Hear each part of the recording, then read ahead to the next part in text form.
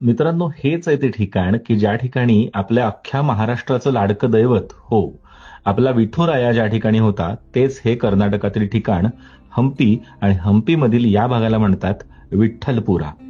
अप्रतिम वास्तुकलेचा नमुना असलेला हा भाग अक्षरशः आपल्याला वेड लावून ठेवतो आणि पाहत राहावा असं हे ठिकाण आहे.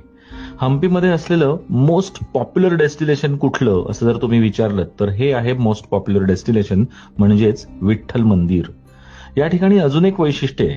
ते असं आहे की या ठिकाणी असलेला हा दगडी रथ की ज्याची चाकं जागेवर गोल फिरायची एकेकाळी. किती सुंदर वास्तुकला असेल तुम्ही कल्पना करू शकता. आज 50 रुपयाच्या नोटेवर असलेला जो दगडी रथ आहे तो याच ठिकाणचा रथ आहे आणि हाच आहे तो रथ. विठ्ठल मंदिराच्या प्रत्येक खांबांमधून सप्तसूर आजही ऐकू येतात. दगडी खांबांमधून सप्तसूर कसे ऐकू येतात याचं कोडं शास्त्रज्ञांना अजूनही सुटलेलं नाहीये. प्रत्येक खांबावर रामायण आणि महाभारतातील प्रसंग इथल्या गाईडकडून नक्कीच ऐकून घेतले पाहिजेत, कारण पटकन आपल्या ते लक्षात येत नाहीत आणि हजारो शिल्पकृती या विठ्ठलपुरामध्ये आपल्याला अक्षरशः वेड लावतात. या ठिकाणी आत्ता विठ्ठल नाहीये. मुघल सुलतानांनी जेव्हा आक्रमण केलं तेव्हा काही महिने या ठिकाणी फक्त तोडफोडच झाली. तरीही आज जे उभं आहे ते पाहून आपण स्थितप्रज्ञ होतो, भारावून जातो. मग